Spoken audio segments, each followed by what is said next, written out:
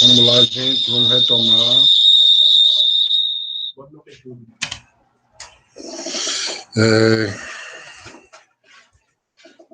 Bom, nós já vimos o tema, né, naquela primeira parte. Na segunda parte, agora a gente vai ver a justificativa do trabalho, que é, não, na verdade, é um objetivo. Ficou fora de ordem, mas não tem problema. Objetivo. O que são os objetivos? O objetivo de um trabalho é o que se quer alcançar com o trabalho. Então, você vai...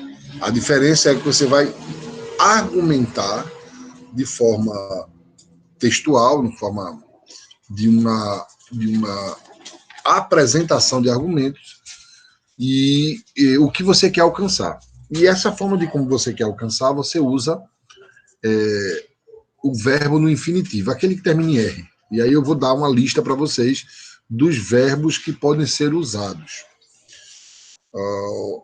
Os objetivos, eles são divididos em dois tipos. O geral e os específicos. O geral, único, ele é único. Ele demonstra o que você quer alcançar de fato com a pesquisa. Então, você tem o que você quer alcançar, quais são as metas e como chegarei com esse argumento. Isso é o objetivo de um trabalho. O objetivo geral, ele vai ser visto no final do trabalho, das considerações finais, como a gente viu no início. Os específicos, eles vão operacionalizar o geral. Eu dei um exemplo em sala de aula sobre o geral e específico, e eu dei como exemplo pintar a casa. Objetivo geral, pintar a casa. Os específicos seriam escolher a tinta, outro objetivo seria escolher o pintor, e o outro terceiro seria escolher o equipamento. Então, quando você alcança, você escolhe os objetivos específicos, você alcança um objetivo geral. E aqui eu apresento os tipos de objetivos de verbos que podem ser usados. Mas antes disso, você precisa apresentar dentro do objetivo específico, mais ou menos você vai... Os específicos que eles são. Você pode dizer, abordagem, levantar as abordagens teóricas, definir a amostra da pesquisa, aplicar questionário, analisar, ou seja, você vai fazer. Se você observar, só o primeiro que não tem, porque realmente eu esqueci de botar, mas observe que todos eles têm um verbo no infinitivo. Aqui eu vou listar para vocês os verbos, e aí vocês vão usar esse verbo na medida que vocês precisarem usá-los. Aí eu especifico aqui os verbos, né, para vocês seguirem. Eu apresento os verbos infinitivos. Outra etapa da pesquisa são, no caso, a justificativa. O que é a justificativa? São os argumentos textuais que você traz dentro do trabalho, dentro da introdução, ao qual você apresenta argumentos que fortaleçam o seu tema. Você vai apresentar o que você vai apresentar textualmente, que seu trabalho, de alguma forma, ele é relevante e que possui uma certa aplicabilidade, uma certa contribuição. Apresenta motivação pessoal, profissional, social, teórica, ou seja, você vai dizer, pode dizer que os trabalhos se justificam pelo fato de demonstrar-se a necessidade de se fazer um estudo sobre tal coisa. E aí é uma justificativa. Nessa justificativa você pode apresentar uma série de argumentos, tipo exemplos, dados, comparações entre situações. Essas são formas de você apresentar textualmente os argumentos que fortaleçam o seu tema.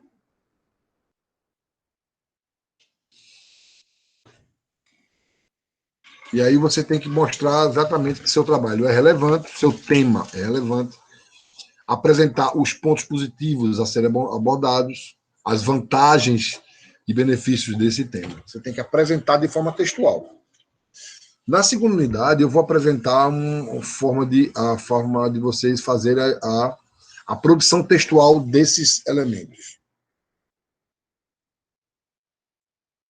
Além do mais, ele deve apresentar uma série de fatores, como o plano teórico, o plano prático, você dizer o que para que serve o tema, quais são as razões que levam a esse estudo. Isso aí são o que deve compor a sua justificativa. Já na metodologia, você vai apresentar dois argumentos fortes, que são apresentar o plano de pesquisa, ou seja, vai dizer qual é a abordagem, a abrangência dele, se é local, se é regional, se é nacional ou até internacional. Qual o local que você vai abordar e quem são os fenômenos. E, além do mais, apresentar o tipo da pesquisa. E aí, de uma forma simplificada, eu apresento para vocês se ela vai ser bibliográfica, documental, experimental, levantamento, estudo de campo, estudo de caso. E aí você demonstra como você vai fazer essa pesquisa para poder alcançar o objetivo geral do seu trabalho. Isso aí é a forma que você tem de buscar. E dentro da metodologia, e aí é importante que se discuta, porque a gente está trabalhando com metodologia. Na metodologia, você vai apresentar algumas formas, como ela é sistemática, você vai apresentar alguma forma. Por exemplo, especificar a amostra, dizer qual é a amostra que você vai usar. Você vai dizer o tamanho dela, vai comparar com a população. A população é o todo e a amostra é uma parte dela. Aí qual seria a área de execução, qual a população, qual o tipo de amostra, como é o tamanho da amostra, se vai ser pessoas, se vai ser coisas, se vai ser objetos, se vai ser... Enfim, você vai apresentar o que é a amostra, você vai discutir, apresentar especificamente a amostra. Logo após, você vai apresentar o plano de coleta. Como você vai coletar essa amostra? Como é que você vai extrair os dados dessa amostra? Existem algumas formas que a gente chama de instrumento de coleta de dados, que podem ser o questionário, uma entrevista ou apenas observação através de anotações. Existem outras, mas essas são as mais utilizadas. E aí tem que ter muito cuidado, que vocês, como são da área de saúde, vocês têm uma exigência extra, que é o famoso conselho, o comitê de ética. O comitê de ética ele serve para você pedir autorização a um grupo de pesquisadores mais experiente, não só um, mas um grupo, um plenário, se o fato de vocês coletarem os dados através com pessoas, que a gente chama de intervenção humana, se ele vai ter mais benefício do que malefício, porque você arguir pessoas, você pode estar expondo elas, e aí o comitê ele vai afirmar se é possível ou não prosseguir com aquela pesquisa. Além disso, a gente vai também apresentar e aí a gente pulou, acho que eu mudei de ordem só.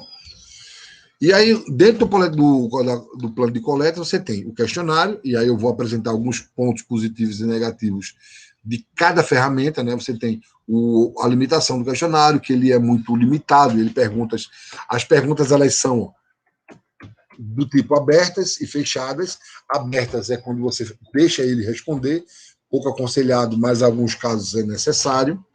Fechadas é quando elas são dicotômicas, ou seja, ela vai estabelecer respostas curtas, diretas, terminativas, dúbias, ou seja, se você perguntar o sexo, ele é masculino ou feminino. Se marcar um, não marca o outro.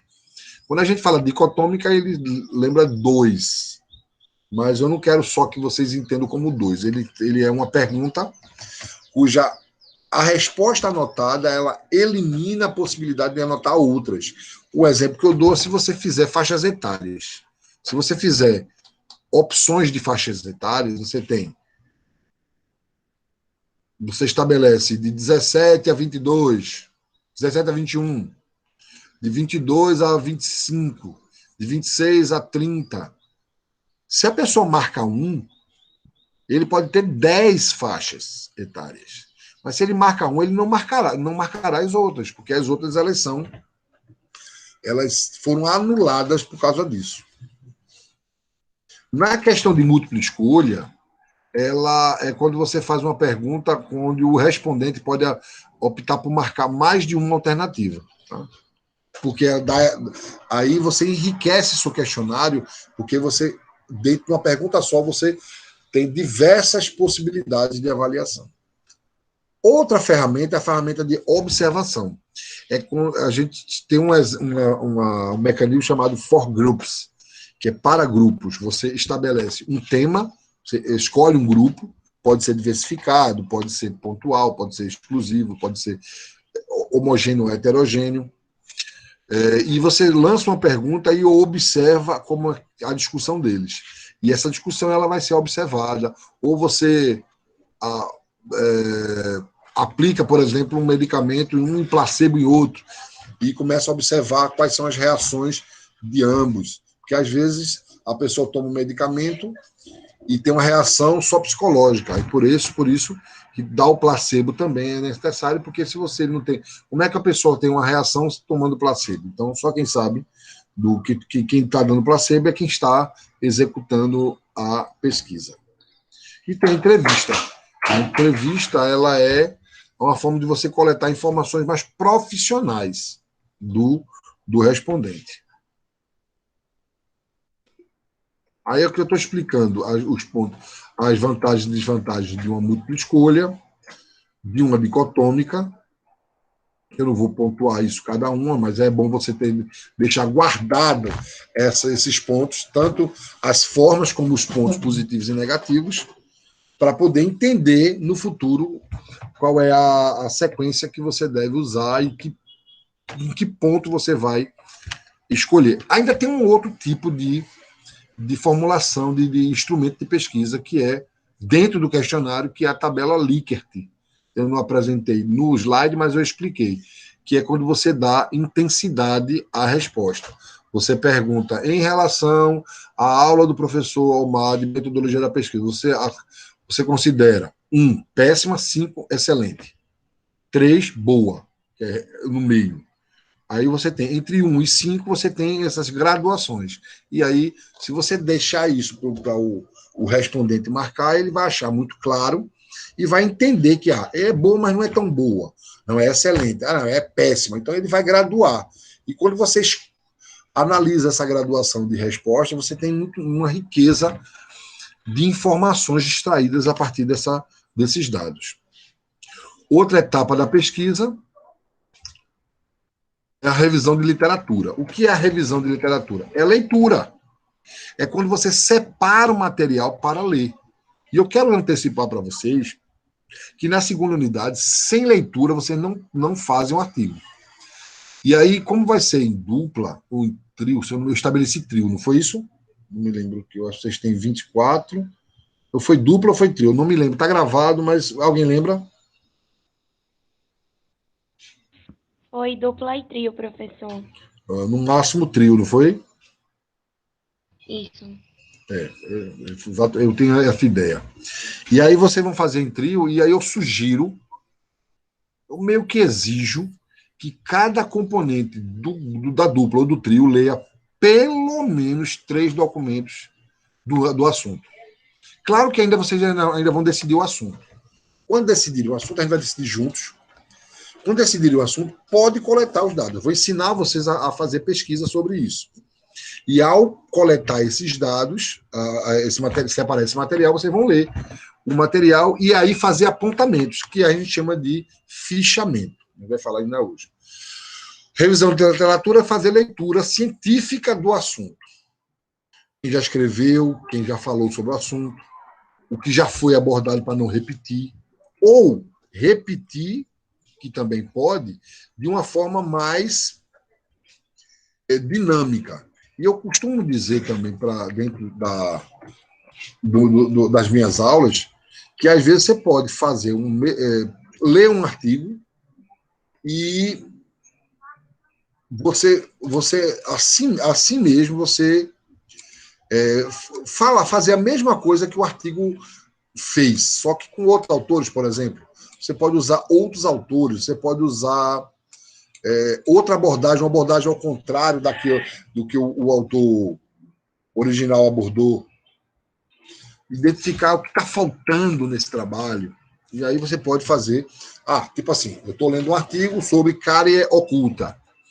E aí eu percebo que ele fez uma pesquisa em cima de pessoas de um determinado local que chegaram com isso. E aí eu percebo que lá no texto ele diz que foi identificado através de radiografias. Ou seja, foram selecionadas pessoas que tinham cárie oculta através de radiografias. Você não pode mudar isso, que é um método. Mas você pode fazer o mesmo experimento no pessoal de Vitória de Santo Antão. Como é que é o nome, meu Deus? Da nossa clínica. Esqueci, ela deu um branco na minha cabeça. Como é o nome da nossa clínica? Clínica da Facol é da... me deu um branco. Enfim, usar como objeto de estudo a nossa clínica. E aí você fez de forma diferente. Outra coisa que você pode fazer é perceber o que o autor não percebeu, o autor original. Perceber uma faixa etária, ou por exemplo, que eles têm a forma de alimentação diferente, mais pobre, e aí você vai fazer suas colocações, ponderações, e usando o mesmo trabalho. Na revisão de literatura, ela fornece apoio teórico para a sua pesquisa. É ela que vai dar suporte teórico. Então, quando você perguntar qual é o papel da revisão de literatura num trabalho científico, você vai dizer para dar o apoio teórico ao tema, à argumentação, ao questionamento. Tá? E aí nunca esqueça que quanto mais ler, melhor. Isso é fato. Se você ler pouco, você não vai chegar a lugar nenhum. E aí, dentro dessa parte, você tem que entender que existe uma categoria. Você pode ler livro, esse é o objeto, vamos dizer, o canal formal mais usado. Existem os artigos em periódicos. O que seria um periódico, gente? São as revistas científicas, que elas são periódicas, elas são mensais, elas são bimestrais, elas são semestrais ou anuais, e até bianual. Tem revista que elas são de diversos períodos. Então, a revista Associação Brasileira de Odontologia, ela é semestral, ou seja, ela tem duas edições por ano. Já a revista da Universidade, como é que é o nome, que eu tenho bastante coisa dela, é da Universidade Mackenzie, eu acho que tem um Instituto de Odontologia na Mackenzie. Ela é mensal, todo mês tem artigo lá. Aliás, desculpa, ela é bimestral. E 2 meses eles publicam uma gama de artigos. Tem artigos que são de congresso, quando você vai para um congresso, aí as pessoas participam do congresso, apresentam um trabalho. E ao final do congresso existem os anais que são disponibilizados para os que participaram. E depois disponibilizam pela internet. Também você pode buscar em trabalhos científicos, como dissertações, teses ou monografias, que também são pesquisas feitas. Então, está aí uma gama de material para você consultar. Também você pode usar documentos e relatórios que são de órgãos oficiais. Não pode ser um blog, por exemplo. Um blog não é viável você usá-lo. E nunca esqueça que os sites têm que ser sites confiáveis, porque na medida que você usa sites que não são confiáveis, as suas colocações também não são confiáveis. Então, lembre-se disso, tá? Não são confiáveis também. Além do mais, existe uma série de outras publicações. Antigamente, você tinha... Bom, primeiro, você tem livro impresso. Antigamente, você tinha, em congresso, você recebia um CD com todos os arquivos dentro. Hoje, não. Hoje, disponibilizado através da própria internet. E da internet, você pode baixar documentos, como artigos e como livros. Tá? Neste caso de fita magnética, eu acho que vocês não conhecem, é muito usado na área jurídica. Quando um político, um ministro, ele está fazendo o voto dele, STJ, STF, quando ele fala alguma coisa, quando ele dá o voto, quando ele resolve alguma coisa individualmente, o que ele fala é gravado de uma forma definitiva, chama-se fita magnética. Hoje, ele tanto disponibiliza com fita magnética, que ainda tem, mas também ele disponibiliza o áudio, o vídeo Então não tem como fugir de uma edição. A fita magnética ela é ineditável, não dá para editar ela. Ela é definitiva. Foi falado, você não pode nem usar aquele sistema do deepfake, não pode nem usar isso.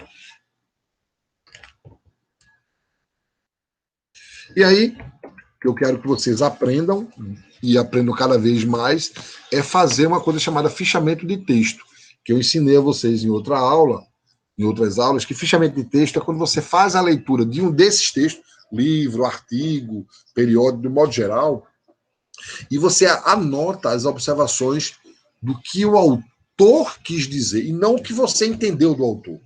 Isso é que é importante que você saiba a diferença. Não é o que você entendeu, é o que você entendeu que o autor disse, que é mais importante, que o texto é dele.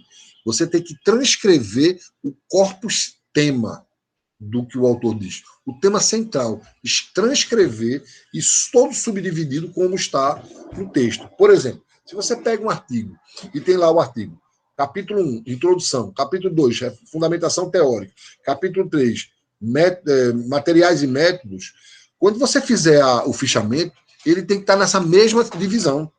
Se ele tiver subdivisões, tem que botar do mesmo tipo.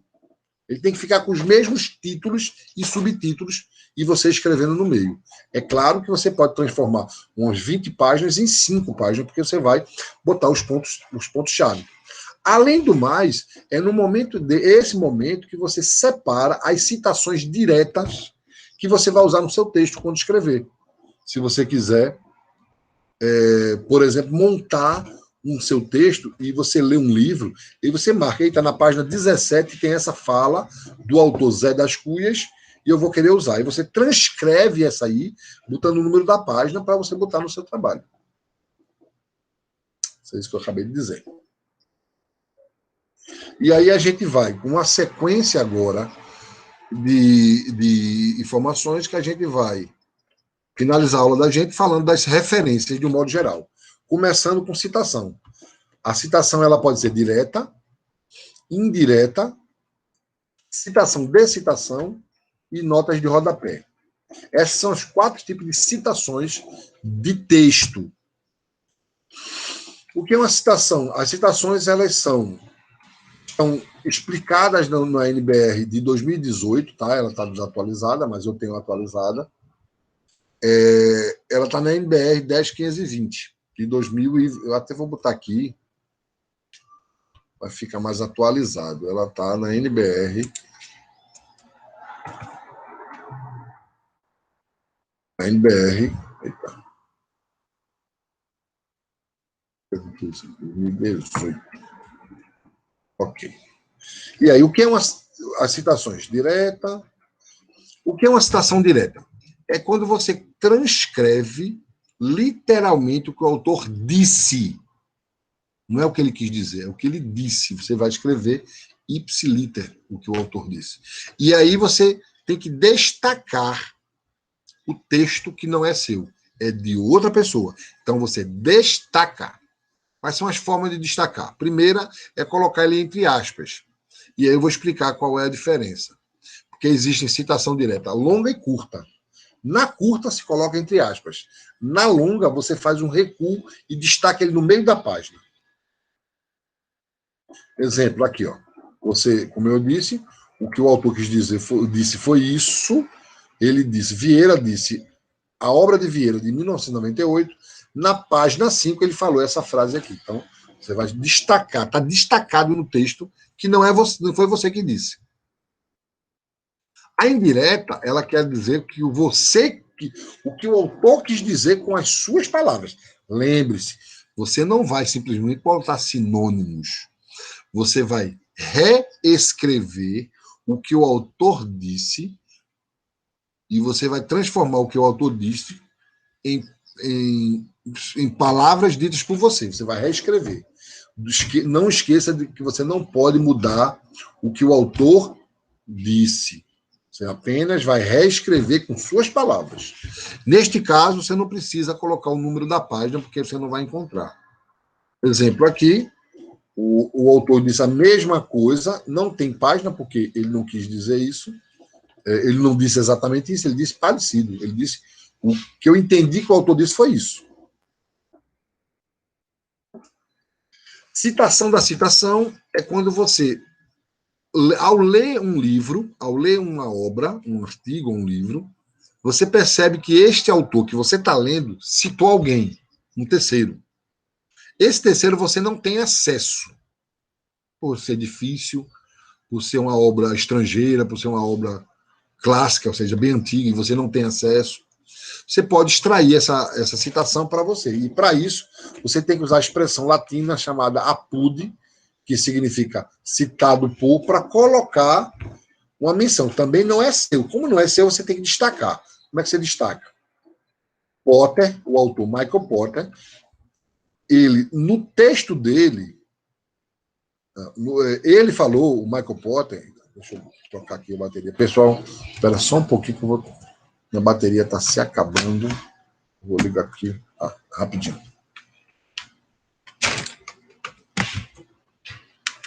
Acho que agora foi. Pronto. O autor Michael Potter, ele disse essa frase que está entre aspas. Ele disse essa frase. E ao dizer essa frase, eu não tenho esse livro de Michael Potter, eu não tenho. Mas eu estava lendo Carvalho e Souza, então eu li. Potter foi citado por Carvalho e Souza. É assim que se coloca. O livro de Carvalho e Souza, a obra de Carvalho e Souza de 99, e isso está na página 74. É assim que se usa. E a gente. Agora, pouco se usa isso, cada vez menos, às vezes, só por uma necessidade extrema. Tipo, eu não tenho a obra é uma obra difícil, é um livro que é caríssimo. Porque tem livro de área de saúde que é caríssimo. Às vezes você nem tem esse livro.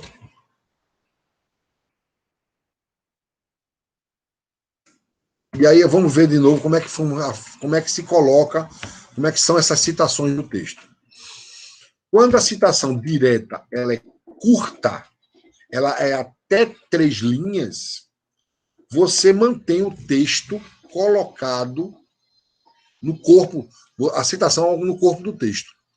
Lembrando, como não é seu, você tem que chamar a atenção, tem que destacar. Aí você coloca entre aspas. Ao final da citação, você abre um parêntese, coloca autor, vírgula, ano, vírgula, página. Fecha parêntese. Tem outra forma de colocar no começo. Para colocar no começo do texto, você tem que chamar a atenção para dizer assim, conforme fulano de tal, abre parênteses, bota um ano e a página, fecha parênteses e coloca a citação. Então pode ser antes ou pode ser depois. Mas nunca esquecer de autor, ano e página. Essa quando é curta. Tá aqui o exemplo que eu apresentei a vocês no outro texto. Está aqui, ó. Menos de 3 linhas. Está aqui, menos de 3 linhas. Quando o texto ele é maior, de 3 linhas, aí você vai dar outro destaque, é um destaque maior. Você vai fazer um recuo de 4 centímetros. Um recuo de 4 centímetros. O texto não vai ficar mais entre linhas 1,5. Vou até ajustar aqui.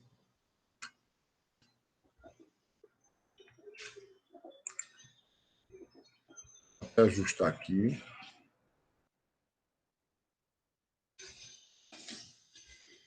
Não vou ajustar, não. Ele vai ficar entre linhas, vai ficar simples. E vai diminuir a fonte para 10 ou 11, dependendo da revista. Então, ela vai ficar assim, ó. Peter Drucker, 1997, página 16. Se está em algarismo romano, gente, é porque está no prefácio. Existe livro que tem prefácios enormes. Então, a fala de Drucker foi no prefácio. E aí ele falou esta fala aqui, todinha. Ele falou essa fala, e se vocês perceberem, ele está menor do que o texto original. Ele reduziu 1 ponto, ou 2, ou seja, ou é 11, ou 10 ou 11. Mas nunca esquecer de dizer aqui, ó, autor, ano e página. Perceba que aqui é no começo, mas eu também posso colocar no final, tá? Nota de rodapé. Nota de rodapé é uma forma de você citar ou chamar atenção para alguma informação importante para o entendimento, mas não relevante para o texto. Eu não preciso colocar ele no texto. Eu preciso só explicar, no caso, pontualmente. Então, olha só. Aqui tem um texto, e esse texto chama atenção para uma referência no rodapé e outra referência no rodapé. É muito pouco usado, é apenas especificamente para dar instruções. E aí tem que o texto ele vai para o final da página. Normalmente ele tem esse risco aqui, que ele é gerado, vocês vão perceber.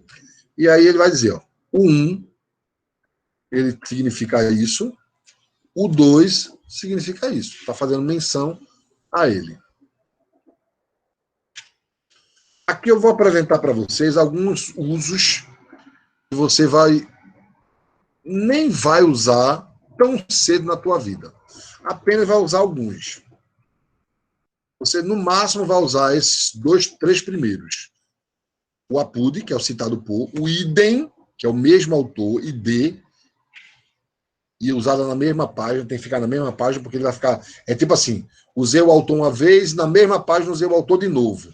Aí você não vai repetir o nome do autor, você vai apenas botar idem. E o ibidem é que é a mesma obra, mas é em outra página. Fora isso, vocês não vão usar quase nenhum. Eu acho que vocês nem vão usar nenhum mais. Mas existem eles.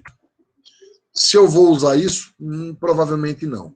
Na prova, pouco provável usar esses que vocês não vão usar nunca. No máximo, o APUD eu vou usar. No máximo. E aí a gente vai ver agora algumas sequências. A gente viu uma forma de referência chamada citação, mas existem outras formas de referência. A outra forma de referência é você, ao invés de usar autor, usar dados. Então, o que é referência? É um conjunto padronizado de informação agrupada em elementos descritivos, retirados de um documento que permita a sua identificação em todo ou em parte. A referência é o geral, é todo tipo de informação padronizada. Várias.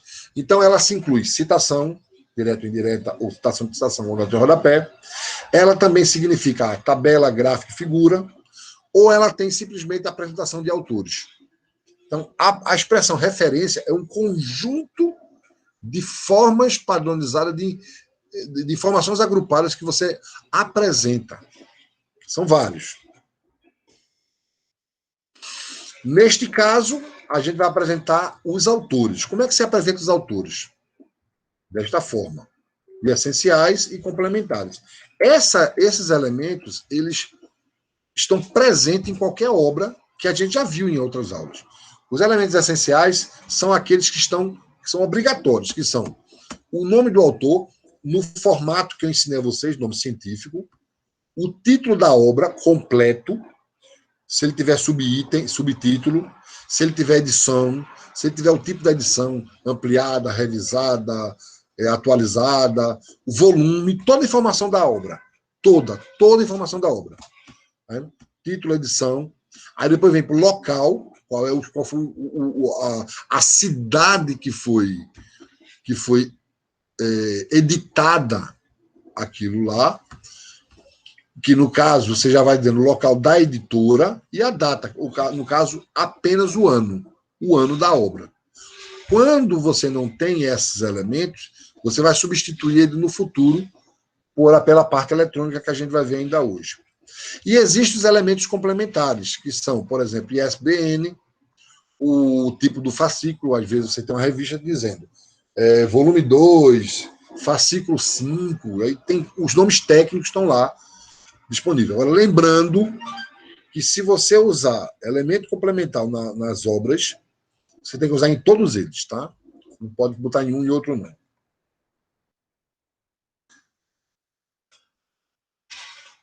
Referência exige padronização, já falei. Ao adotar a utilização de um, tem que usar para todos. Outra coisa.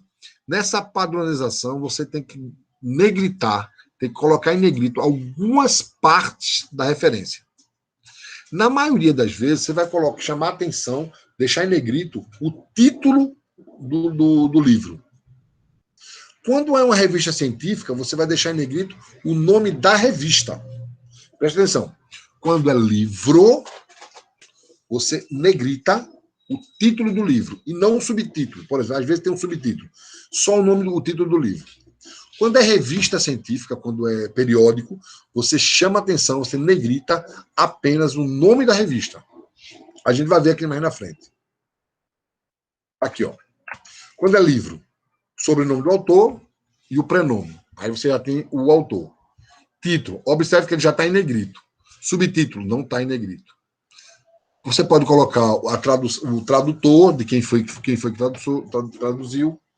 A edição, não é editora, a edição, e ela tem que ser em minúscula, ED, ponto, e aí bota a edição. Local, a cidade, a editora e o ano. Daqui para cá, são elementos complementares. A gente vai ver alguns exemplos. Quando tem um autor só. Aqui. Ruiz, João Álvaro, ponto. Metodologia científica, está em negrito, que é o nome do livro. 2 pontos. Guia para a eficiência dos estudos. É o subtítulo. Não precisou ficar em negrito. 4, edição, ou seja, 4ª edição. São Paulo, cidade de São Paulo. Editora Atlas, 1976. Aqui se colocou o número da página. Atente para uma coisa. A forma que eu botei o nome do científico. Ruiz e botei o nome do cara completo. Mas também pode ser assim, ó. Rodrigues, MV. Tanto um como o outro. Detalhe, como foi dito no slide passado, se você fizer de um tipo, ele tem que ser igual para todos. Ou seja, se você optar por colocar prenome de um, todos eles você vai ter que achar o prenome. Se você optou por usar só as abreviações, usa abreviação em todos, tá? Quando são 2 autores, a mesma coisa, botando o nome dos 2 autores. Mesma coisa. 3 autores, mesma coisa. O que vai mudar é a partir do quarto autor. 4º em diante. Qual é a diferença? Antigamente, você usava este recurso aqui do et al, entre outros. Et al, entre outros. Você colocaria et al, quer dizer, além de Jacques, Maria das Graças Corrêa, Jacques, existem muitos autores, mais de 3 ou mais, porque 3 com o que eu citei, 4. Hoje em dia, não se usa mais de uma forma obrigatória.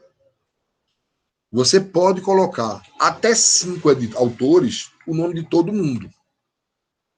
O nome de todo mundo. Certo? Por que até 5? Porque 5 é o número máximo de autores por artigo. Quando o autor é um organizador, é um compilador de artigos, é aquele indivíduo que junta todos os trabalhos num só e publica. Vou dar um exemplo. Nós temos 24 alunos na sala de aula aqui. Desses 20, eu acho que só tem 21. Porque eu tenho a impressão que tem gente que não está frequentando, período de dispensa, enfim. Mas vamos supor que temos 21 alunos. Se for todo mundo em trio, vamos ter 7 trabalhos. E aí eu, Omar, professor Omar, resolvo juntar o trabalho de vocês e publicar uma revista específica para a turma do primeiro período de odontologia 2021. Então, eu sou o organizador. O que é organizador? Aquele cara que simplesmente juntou e fez. Eu não preciso ter o conhecimento do tema. Só basta eu organizar. Então, é o meu nome que aparece, não o de vocês. O de vocês vai aparecer no sumário. Eu posso ser coordenador. Coordenador eu sou da área e convido pessoas do tema que foi escolhido para mandar artigo para eu fazer. Existe o compilador, que ele vai atrás de artigos soltos na academia, pede autorização e unifica. Ou eu posso ser o editor. Eu simplesmente estou à frente, releio, organizo, faço a edição do que é necessário, na visão da revista, e publico. Aqui, um exemplo de coordenador. Certo? Aqui, neste caso, quando esse Lino de Albergaria, ele escreveu um livro, e esse livro teve uma capa ilustrada por outra pessoa. Aí ele quer chamar a atenção. Aí ele vai colocar o nome daquele cara que fez as ilustrações, que digamos que ao longo do livro dele tem vários desenhos. E aí ele se vê obrigado a devolver o crédito para essas pessoas.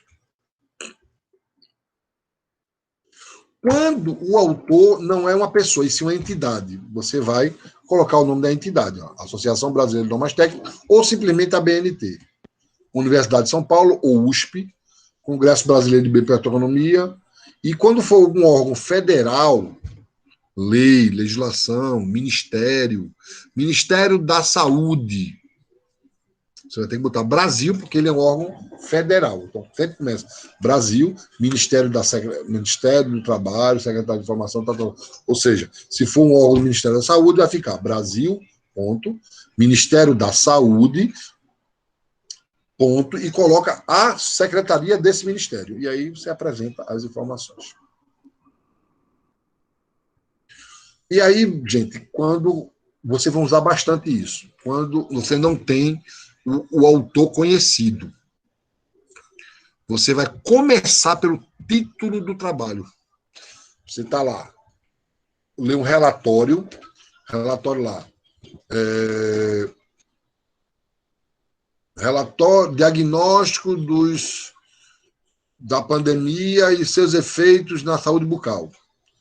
Quem escreveu? Não aparece o nome. Então, bota o nome do título do trabalho, e o primeiro nome bota todo em maiúsculo, coloca a mesma coisa. Não tem editor, então, ó, local, editora, ano, e aqui é o elemento textual, quantas páginas tem. Aqui eu vou mostrar para vocês quando vocês lerem monografia, ou tese, ou dissertação. E quando é internacional também. Tá aqui uma listinha de como será. Vocês vão aprender na medida que forem usando. Então, tem coisa aqui que eu não vou exigir de vocês no primeiro momento. Aqui eu já falei sobre quando é uma obra oficial, né? Agora, mais um. Quando você tem uma revista periódica, um jornal, isto é, uma revista, isto é, o jornal Folha de São Paulo, Diário de Pernambuco, G1, a forma de você referenciar. Lembre-se que você tem que ter sempre o nome daquele que fez a reportagem. Sempre o nome do indivíduo. O título da publicação do documento da reportagem. E aí você negrita o nome de onde é que você está extraindo isso. Nascimento, Gilberto Nascimento, a Explosão da Fé, e é uma matéria da revista Isto É, de São Paulo, número da revista 1824, está na página, na página, tem 3 páginas, né, 44, 45, 46, tem 4 páginas, e é de 22/4. É isso, é assim que se coloca. Essa de multimeios, eu vou passar porque vocês não vão usar. Ele está desatualizado, está aqui porque ela tem que mostrar como era e como é que ela ficou. Depois eu apresento esse momento. O que importa aqui? O documento, quando ele é só baixado pela internet. Você tem aqui, ó, autor, obra, aí eu não tenho local nem data. Local vira disponível em, data acessado em. É assim que se faz.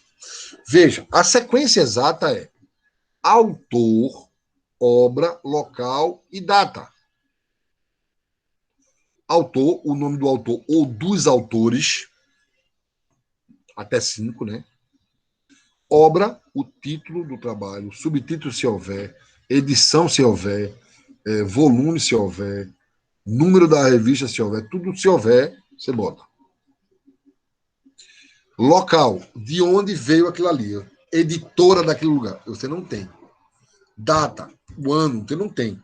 Como você não tem esses 2 últimos elementos, que são os mais complexos de se encontrar, você usa o link de onde você coletou aquela informação. Não tem mais esses conchetes, vou até tirar também. Vou até tirar esse conceito, porque eu tiro, depois eu uso outra versão, aí ele some. Você não tem mais isso aqui. Você não tem mais... Cadê? Viu, gente? Não tem mais isso. Aqui, ó. Vou tirar dos outros também, porque...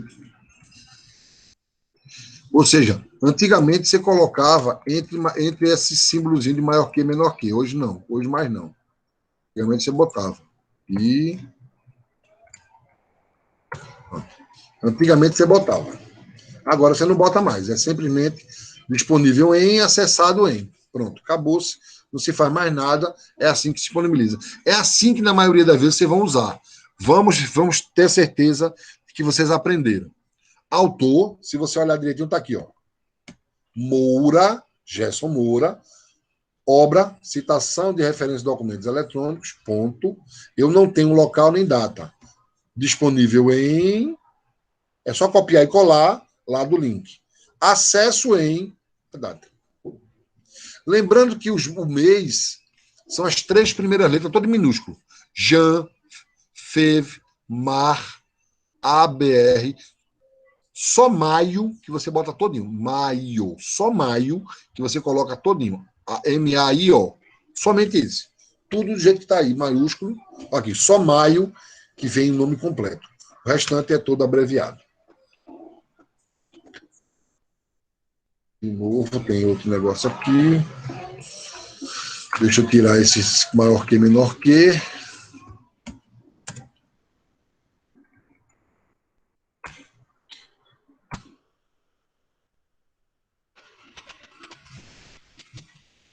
Estou tirando aqui, viu, gente? Maior que, menor que.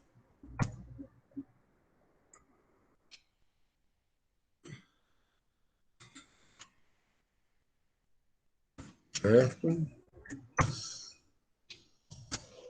Agora ficou bom.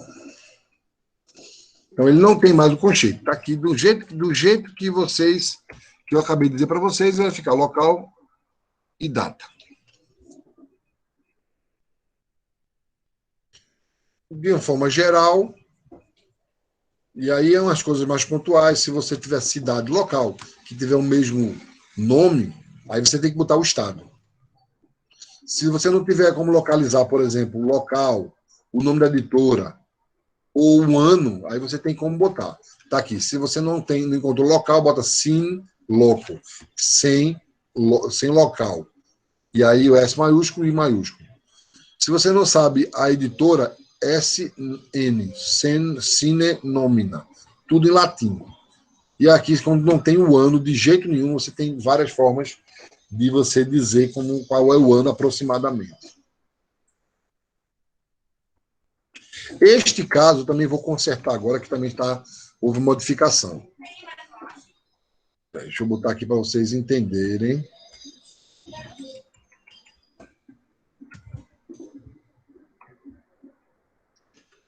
Só um instantinho aqui.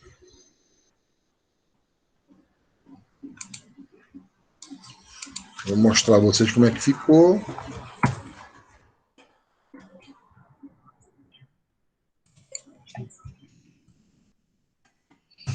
Rapidinho.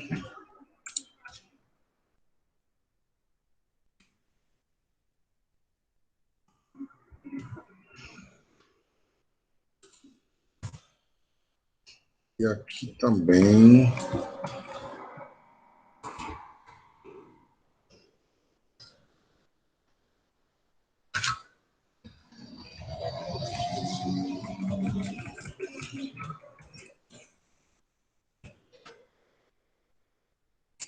Vai ficar bom agora.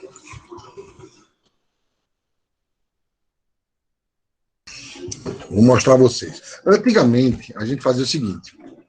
Quando você usava duas obras iguais, você colocava assim, ó.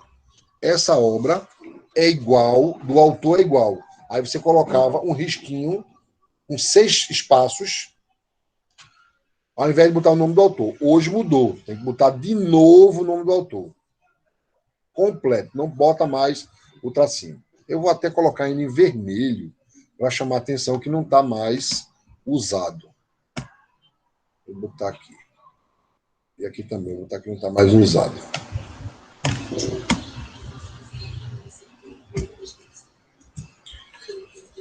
E aí, ó, você tem que botar exatamente. Ou antigamente também, quando você tinha tanto o autor como a obra iguais, você colocava o risquinho do autor e o risquinho para a obra.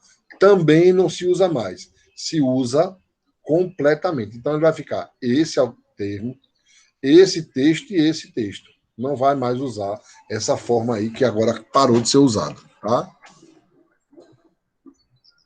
E eu acho que é por fim, a gente está terminando. E outra forma de referenciar, vamos lá, pela ordem. Referências. Citação, direta, indireta, citação de citação, nota de rodapé. Referência, autores, que a gente acabou de ver. E referência quando é um documento que você agrega ao trabalho. Pode ser gráfico, figura, quadro ou tabela. E aí tem uma diferença, que estão lá na ABNT, está lá na ABNT, na 14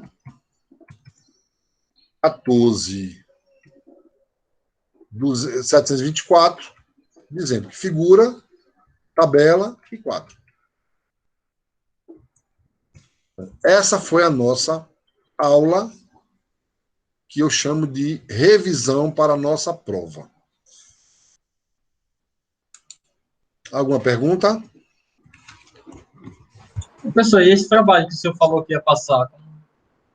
Pois é, não vai dar tempo de fazer mais trabalho, porque eu sempre lembrei que vocês começaram uma aula uma semana depois. Os primeiros períodos começaram uma semana depois, mas não tem problema. A gente faz isso na segunda unidade. Na primeira unidade, vocês vão agora só estudar para a minha prova.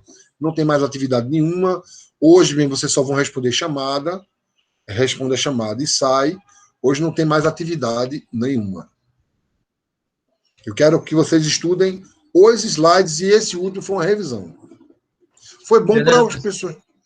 Foi bom hoje para quem entrou depois, né? Como é o nome dela? Yasmin, quem mais? Foram as 4 pessoas que estavam aperreados comigo, com a matéria, porque perderam as primeiras aulas, não foi? Quem foi mais, fora Yasmin? Eu me lembro que teve gente que perdeu a aula também.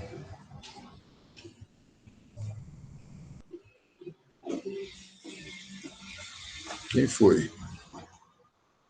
Quem foi que levantou a mão? Quem levantou a mão? Diga aí, meu querido. Ah, foi você, não foi? Foi Silvio também, não foi, Silvio? Quem mais? Foi você? Foi Yasmin, Silvio. Teve problema com a matrícula. Aí, falar você foi bom, não foi? Agora a revisão? Foi ótimo. Bom. Foi ótimo, demorou, mas foi ótimo. Oi, como é que é? Foi longa, mas foi ótimo. Pelo menos isso aí. Porque imagine que... Está sendo gravado, depois você assiste. Mas isso aí foi a aula que a gente viu em 5 semanas, acredito eu. Deixa eu ver. Eu até tenho um controle aqui de quantas aulas a gente teve. Deixa eu só dizer a vocês quantas aulas a gente teve. Cadê? Controle de vídeo, está aqui.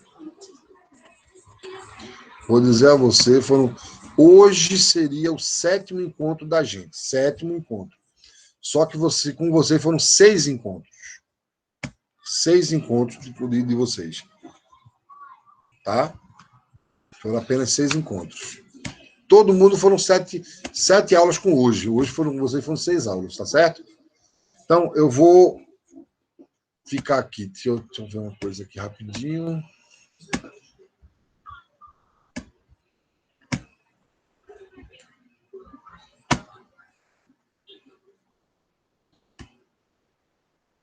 Daqui a 1 minuto a chamada está liberada. Eu fico aqui, abro para vocês tirarem dúvidas, para vocês perguntarem se vocês tiverem dúvidas. Caso vocês não tenham dúvida, vão estudar para a prova, que a prova da gente ela é bastante trabalhosa. Perceberam, né? Alguma dúvida, alguma pergunta? Caso não tenham perguntas, vocês vão lá, respondem a chamada e até o dia da prova, que, se eu não me engano, ficou para o dia 30 de março. Confere.